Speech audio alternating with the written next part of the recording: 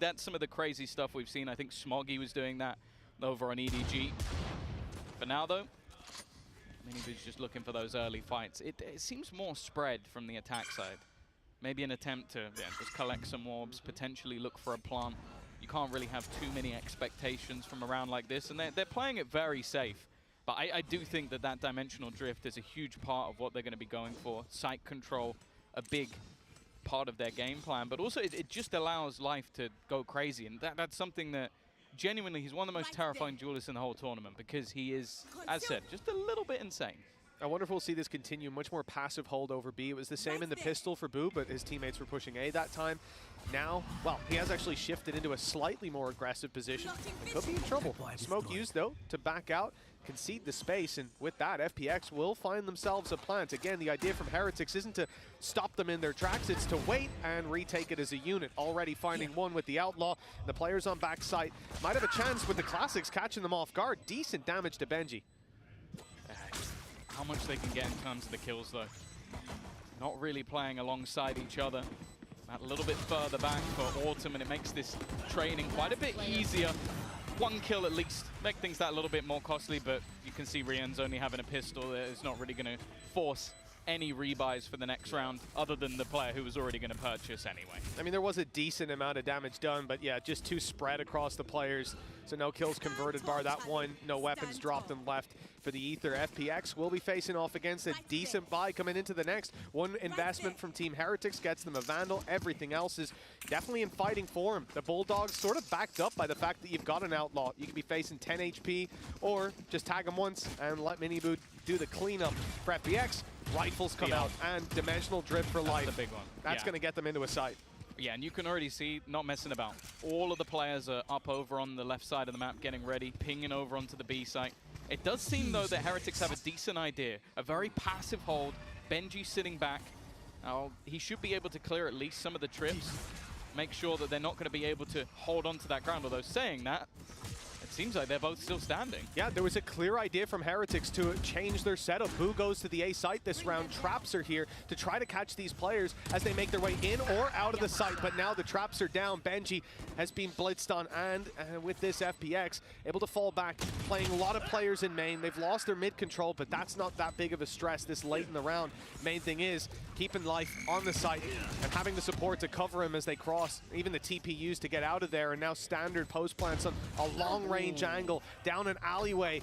Already finding Minibu, and even if they smoke this one off, it's going to be hard to get this stuck all the way with a big swing. Gravwell keeps them back a moment, buys them time, but not quite enough. Yeah, they definitely came close. Aya tagged Life as well, so there was potential for them to try and bring that back, but the Gravwell couldn't quite hold them long enough, unfortunately, for the nice side try, of though. Heretics. I like the idea. Yeah, definitely not a bad idea. And you can see that, again, I think this was a map that FPX are using against a lot of teams because they're not going to be massively well prepped. But it seems like for Heretics, they have a decent idea of what they're going to be doing. They're playing this map because they're comfortable enough on it, at least, even if they haven't had a massive break. I know a lot of the players said that they sort of went home, had some time, maybe with family or friends, just to try and counter the bigger problem, which was the burnout. For now, though, it seems like FPX are going to go straight for that middle control. Now, we've seen teams using, well, even them, using the Viper wall for the same purpose, but instead already both smokes utilized early in the round just to try and take this space. Oh, Life is really committing to this. Decoy sent through a flash to start, and they're trying to catch a fight. Unfortunately, they have. It was Benji Fishy to take down Life and slow this push completely. The squad now trapped in by Ult coming in from Wu. Big play from Boo. He's caught Autumn off guard. Barely any ground to hold on to for FPX, and now down to nothing. Berlin, he's made it to the site. His sneak up through B main is successful. Unfortunately, he's got 4 opponents to take down and a reveal that's going to make him give it away. The steps definitely shown Heretics where he is, and, well, I don't think he's getting away with this one. The crash finally gets him. Boo is nice. Boo is a nice person. He gets detained. He decides, you know what? I'm actually just going to finish him off before anything else can happen. And even get himself the extra ultimate orb, which gets him that little bit closer. Now, the problem for FPX is financially a bit of a weird one. You've got yourself Aya with a bit of extra cash. The same can be said for Life, which, hey, again, you put him in the right position and things can definitely go their way. I feel like the problem with this round, though, was they wanted to try and go for mid-control, but it was very telegraphed. Like, you're using both smokes, like, unless you're going for some crazy fake play, I don't think it's going to fool anyone, and the main person that could have been caught was Benji. Yeah, and he hit his shot. Simple as that. Mini Boo, free kill, God, and he's dashed right out. That dart caught everyone. It caught everyone. That dart caught life as well. A shock dart sent through, picking off one, damage done, Berlin down to 62. FPX don't have a lot to work with here. Obviously, still the rifle on Aya, but the rest of the squad just with pistols, and well, they are going to need a big performance to make this one. It's not about winning it. It's about keeping that economy managed on the Team Heretic side. They can't have all 5 players carrying rifles through to the next round, and at least there's the first to fall. Miniboo with Wood and Rien super low. This could still be an okay round in terms of economy damage for the attackers. It does revolve. Maybe on a sneaky play from Autumn. He's making his way down mid. The problem is if his teammate falls, it would mean that they eventually start looking back in the other direction while the cam's going to do that anyway. Even still, the aggressive position of Boo means that a plant is going to be tough. And even still, they're going to walk back into a trip. So there really is just going to be so much information. Boo is just waiting for a mistake to be made. Utility trying to be cleared from Aya, but he is dead. Like, unless Boo makes a massive mistake, I don't think there's any way that Aya's going to survive. No, of course not. It's not an angle you will usually clear, and not one that you can from the position he was in. Free for Boo. Even at the information with the trap being broken earlier, and obviously the steps were loud as can be. Autumn with a chance. There's one, and low HP on Rienz if he can isolate the fight, but he wants the rifle, and Benji's guarding it.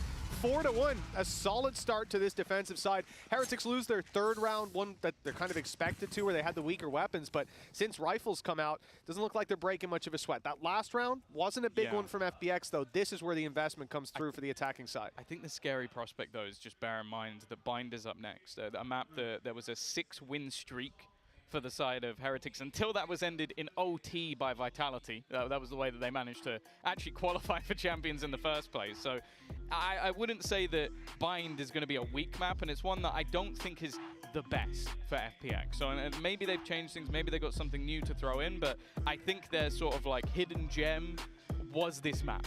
Not many teams are, I would say, at the top level, like at a good position. Like, a lot of teams are trying different things. I don't think a meta has necessarily been set.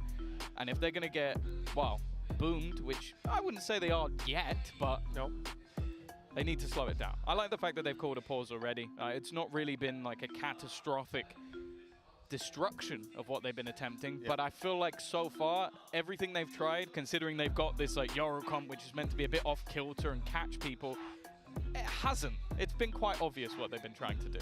Yeah, Heretics have seemed ready for it every step of the way, and I think even the mid push you talked about, as you said, telegraphed with smokes, then the decoy goes through, they let it pass, take the fight immediately. It was Benji dropping life after the flash, after the decoy had gone through. Just avoiding the utility and dealing with the man himself. And I think that's a problem that FPX are going to look to solve by, as you said, slowing down this round, looking for a bit more global control instead of isolating just one angle and pushing down there, and then sending late lurks out that Heretics are ready for because they've often got the advantages. Like you said, they're not getting boomed just yet. 4-1, it's an acceptable early scoreline, but we need to see this attacking side find the solutions pretty soon. And now, this is the best time for it. A bunch of ultimates online, albeit Lysor and Berlin's not high impact, but the rifle's coming out.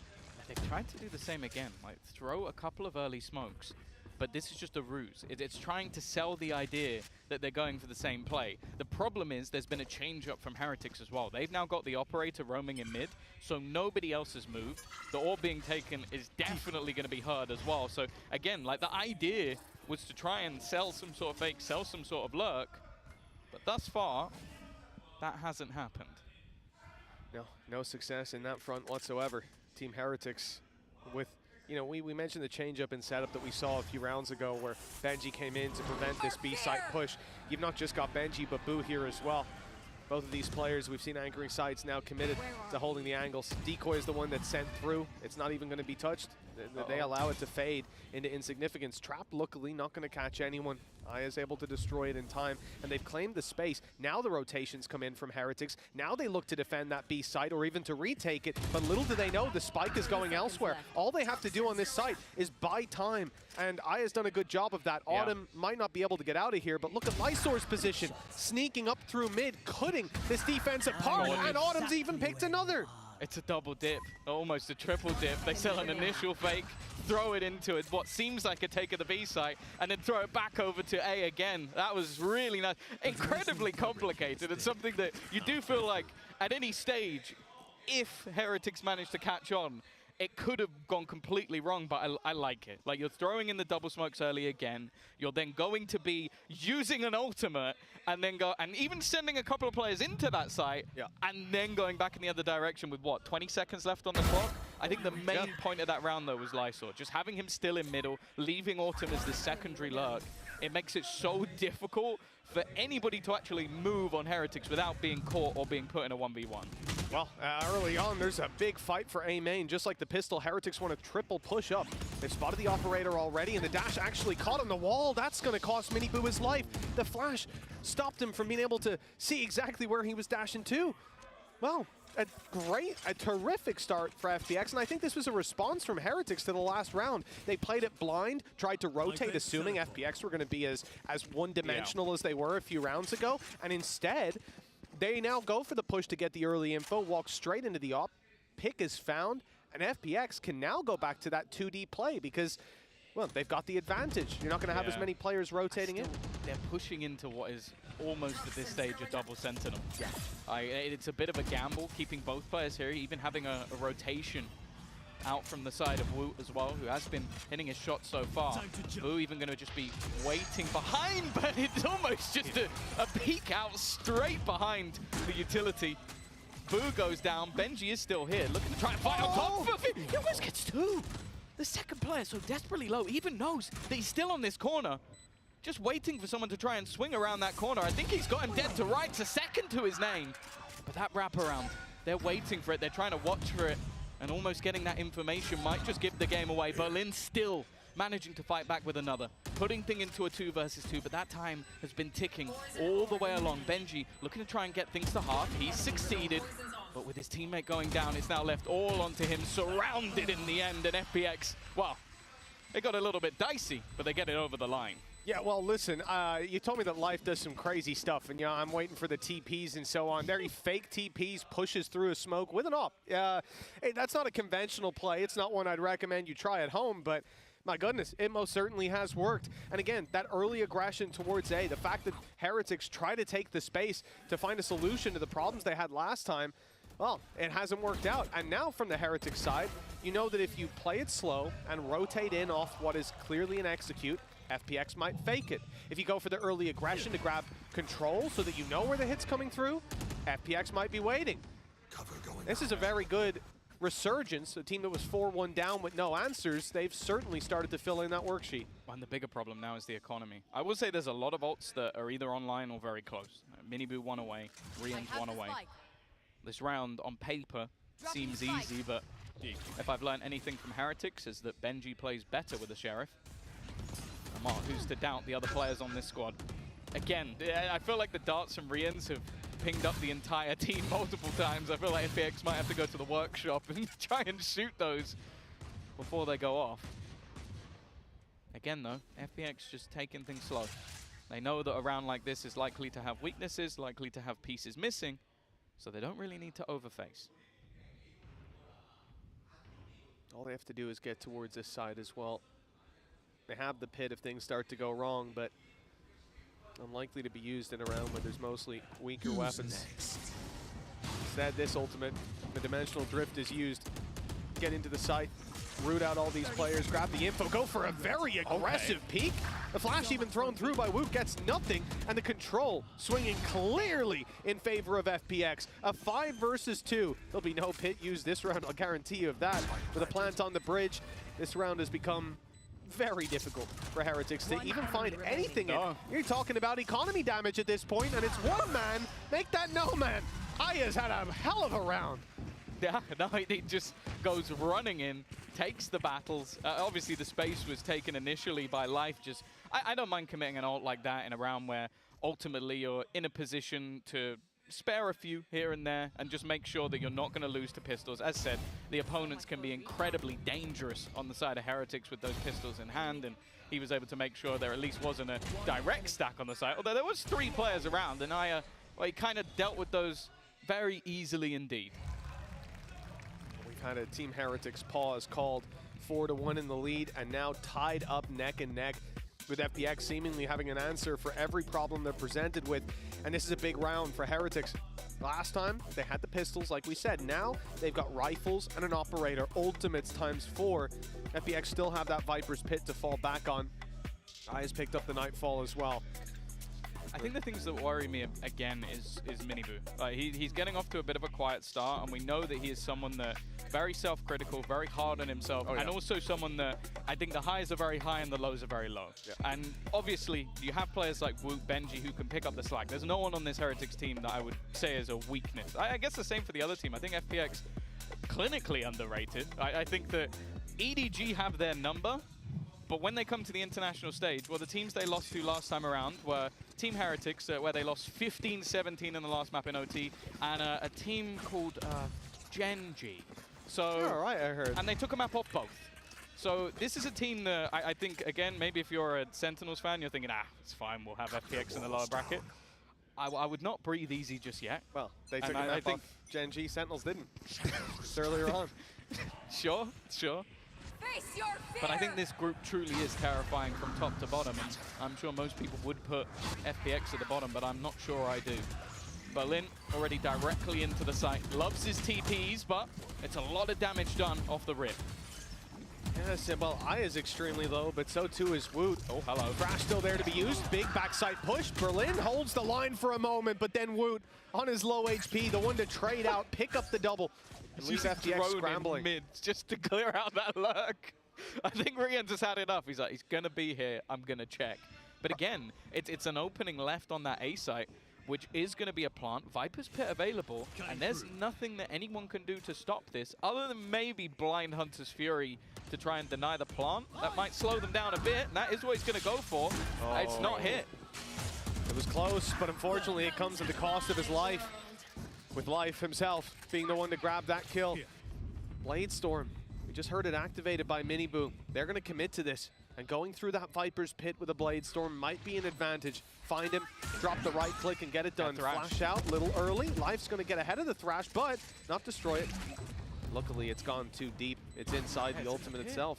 You're not going to be able to recover that, certainly not with any form of ease. Miniboo, I almost expected him to go up top. Instead, he's just running it through, finding one, but it's not the Viper. Now you're down to the operator. That's not the right weapon for the job. The spray's good to drop the diffuser, and although Autumn falls, the time already too far gone, and they can't deal with Life. FPX, this started out abysmal for him, but they've taken the lead. Yeah, I've heard the phrase, life comes at you fast, but I've never heard life clutches it out, because he seems to be everywhere. And that's the thing. Like, Aya's been having a great game, but Life is up there as well, normally as the tip of the spear and somehow even surviving to the late game as well. And this round, again, was just, the mid-round calling has been exceptional. Like, we have seen different moments where they start one side of the map, they go for these opening picks, and by the time you even notice it, they're back on the other side, they've cleared everything out, and even losing the lurk. Like, that was a moment you think, okay, the round's done. Well, they had 2 lurks. Yeah, and then they go hunting. Life again was the guy who got the kill on Rien's. Oh, no! Oh, no. No, look away. Look away. When you talk about Miniboo being self-critical, I hope he can let that one go. That's a rough one. I hope other people can let that one go as well.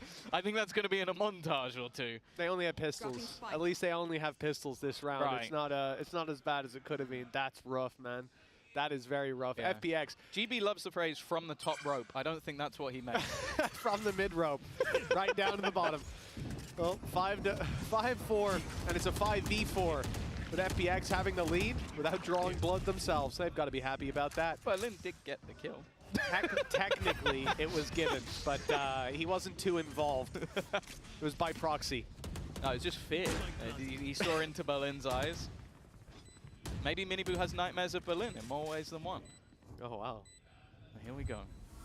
4 players to try and find anything again. I feel like we've been saying this a lot, just an attempt to do damage, and wow, Woot's gonna get one for free. That's not too bad. Trade eventually there from Aya, keeping them honest. No ultimates if they needed them, but I don't think they will. This is now falling perfectly into place for the side of FPX. 6-4 from what was, correct me if I'm wrong, 4-1. They have now managed to streak themselves 5 rounds in a row. There you go. Well, you can see it on your screen. Don't need my help. Yeah, it's been a very impressive resurgence. It just, that's the... Oh, you can see it in the player cam. Oh. The thing is, it's the worst player for it to happen to as well, because I feel like if Benji has, like, he's going to be giggling, he's going to be having a laugh. Laughing away. I think Woot as well. The silly little goose. But Minibu, after having a rough start, I feel like that might get to him. And he's going to go aggro. I think wanted to try and rectify things, but hey, FPX are meeting him. They absolutely are. Look, with a guy like Life, we've seen this a couple of times. He's willing to play a little bit loose. A little bit crazy. Setting out the late lurk for Berlin. He's going to be covering the back lines where the traps from Cypher don't. And for Team Heretics, same old thing. Group up, play this as a blob, move together. Smoke's online for Boo fairly soon. He's popping down his stars as we speak. But the time here is a big problem. They've had it for a while. They could section things off. There you go. Space taken, but they have to deal with Life. They also have to be quick because Berlin's on the way up behind. And if he finds that space before they've claimed the site, this could be an absolute disaster. Problem is, denying this defuse is very difficult. Oh, the run through is good. And the shorty comes out for more. A gorgeous play from Autumn. I thought that was going to be a close round, if anything, a guaranteed for Heretics back on the board. But well, FPX just doing FPX things. The funny thing is, if Benji stood a little bit further forward, he dies to full damage. He pushes him off. He literally would have fallen off, but I guess it's a risk. It would be a big risk just to play that far forward, but yeah, the fact he jumps in, sprays ones down, and then gets the second with the shorty, like, and the Cosmic Divide was great, but again, when you're up against a team like this who have no fear, they don't mind playing through your utility, you have to basically body check them into not playing confidently, and I don't think anybody's managed to do that ever. And well, speaking of confidence, Autumn's coming into this round with the Viper attack side op. Actually, in fact, so is Aya. Yeah, I mean, they've got extra credits. I have to assume there's a weapon on the floor in case things start to spiral out. This is the last round of the half, remember, and well, Berlin's got enough credits to buy them a few spare rifles, so does Lysor. For FPX, well, 6 rounds in a row. No surprise to see them playing confident, and even in the last round, I feel like they had that hero play, but they also had Berlin coming up behind. If the play was slightly slower from Heretics, throwing out a lot of opportunities for themselves in the late round. Now it's going to be the same thing. Lysor mid-lurk, play to B site, but again, Heretics, all the utils here, and they've got Rians this time. That's it. His darts have been impressive. He's got it online now. Trying to get that information, and it is eventually going to be denied. In fact, not catching anybody this time. The one time it would have been almost instant death for the side of this attack. They're taking the space, jumping up. Benji's found the first. Holding that line, but it's not clean. It's not pretty. Well, Aya's managed to take him down. Timer ticking and the spike still in an awkward spot. But again, he's always there, always behind. The timing's going to be everything, though, as Rians drops another.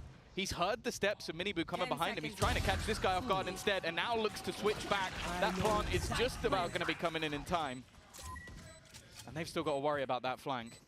Yeah, it's made its way up top now, and well, it doesn't look like the flank's the main problem. Berlin's holding strong. Autumn's here to support, although he's lost his head. Now the flank going to be dealt with, but ammo is the main concern. 8-4 as we close out this half, and FPX, they were 4-1 down. Yeah. This was looking bad. They needed an answer, and by golly, they found it.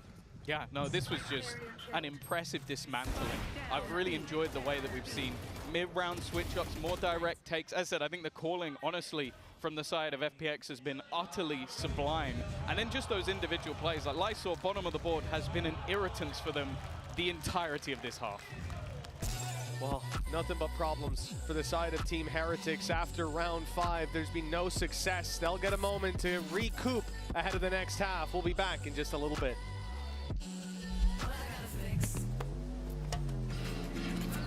Oh, come on. Trade in any phone in any condition guaranteed and get $800 off the new Galaxy Z Fold 6. Only on Verizon. Red Bull gives you wings.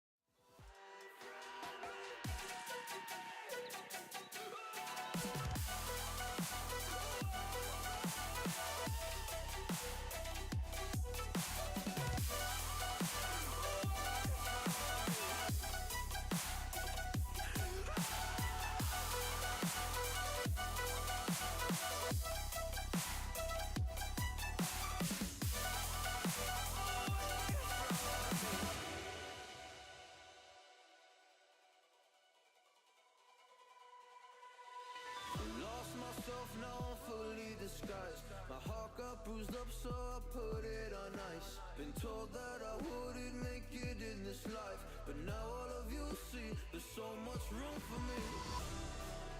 And I know you think I still can take advantage, and you always took my humbleness for granted, but I know my worth, you can't take that away from me.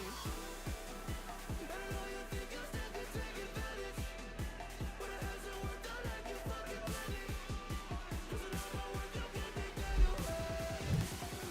Well, after a big streak of rounds from FPX, it's got to be said, Heretics probably not feeling the greatest after that half. They had full control, hands on the reins. Now they've been left out in the cold.